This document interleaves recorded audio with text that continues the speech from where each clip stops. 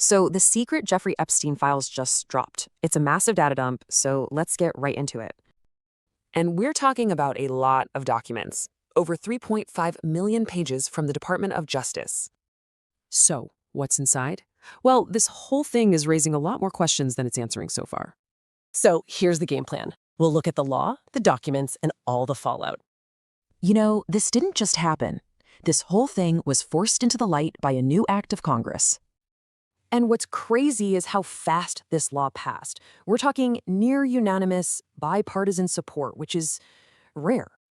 Okay, so what did this law actually unearth? Well, these millions of pages are a real mix. I mean, the scale here is just staggering. We're talking everything from FBI reports to thousands of videos. Right. The one thing everyone wants to know. What about that infamous client list? Does it even exist? Well, according to the Justice Department, no. They say there's no incriminating client list to be found. But just because there's no list doesn't mean there aren't a lot of powerful names mentioned in these files. Now, this is super important. Being mentioned isn't proof of wrongdoing. It just shows an association. But, the release itself has become a huge source of controversy. It's gotten really messy. The whole idea was to protect victims. But what happened? Lawyers are calling it a historic privacy violation. And survivors like Annie Farmer are speaking out, saying the whole process was just handled so poorly. And it's not just that. We've got missing files, tons of redactions. It's a real mess. So, where does all of this leave us? It's a landmark event for sure, but what it all means? Because does just dumping data actually equal real accountability?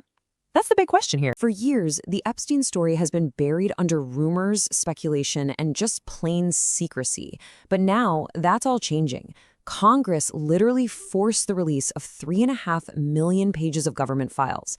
So we're going to cut through all that noise and show you what's actually in these documents, what isn't, and why this whole thing makes the line between transparency and real justice, well, a lot blurrier than you might think. That was the big promise, right? A promise made not just to the public, but more importantly, to the survivors who fought for so long just to be heard. It really captured this hope that, after decades of powerful people operating in the dark, the full truth was finally going to come out for everyone to see. But to really get what this all means, you got to look at how it even happened in the first place. This wasn't some leak or a hack. No, this was an actual act of Congress. Now, this is where it gets really interesting. A vote of 427 to 1. I mean, that is almost unheard of in today's politics. It just shows you the incredible pressure where there was to get these files out. This was a bipartisan demand to release everything that wasn't, top secret national security stuff. The mandate was crystal clear. Get these secrets out into the open. So this timeline really lays out the whole saga. Decades of secrecy, followed by this recent, incredibly fast push that just blew the doors wide open. I mean, you go from that super controversial deal back in 2008 all the way to the explosive events of 2019 and beyond. It has been a long, twisted road to get to this point. So, what was actually inside this digital Pandora's box? When the Department of Justice finally followed the law and started the release, the amount of information was just, it was staggering. 3.5 million pages.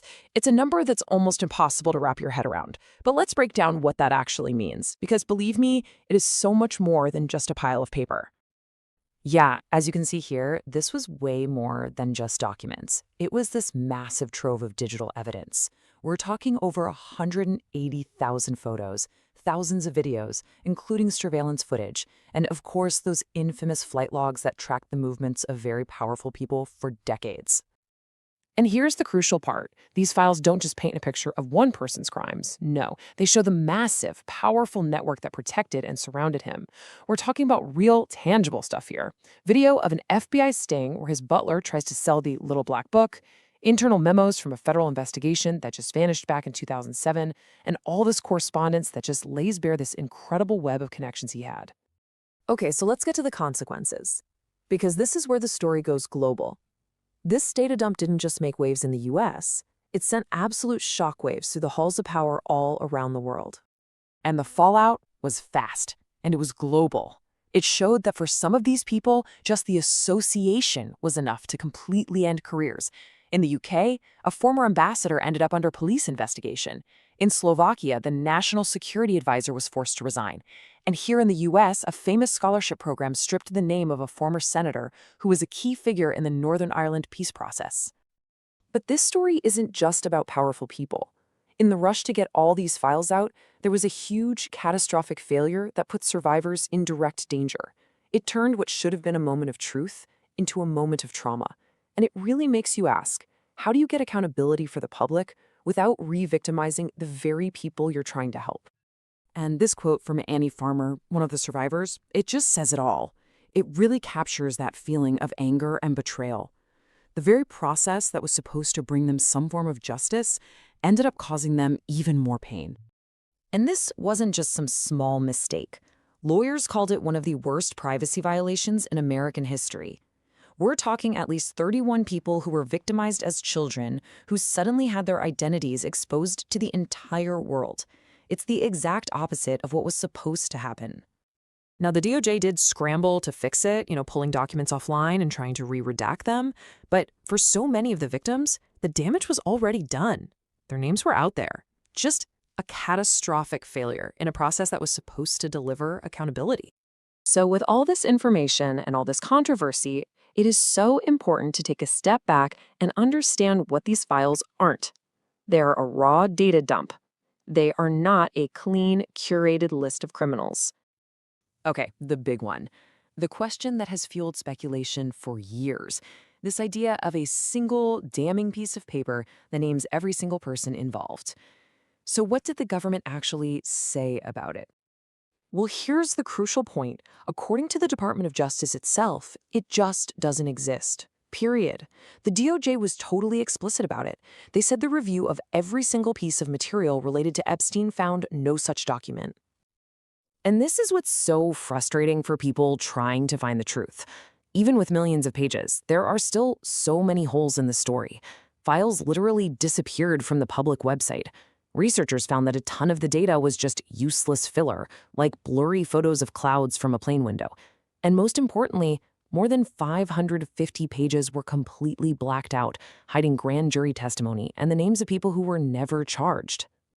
And this might be the single most important takeaway from all of this. Being named in one of these documents is not the same thing as being accused of a crime, let alone being guilty.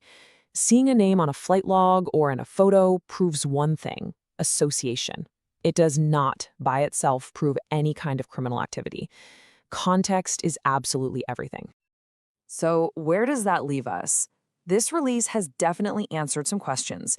It exposed a dark network of power and privilege, and it had real-world consequences across the globe. But with all the missing files, the heavy redactions, and that terrible failure to protect the victims, it really forces us to grapple with the huge difference between just releasing information and actually finding true justice.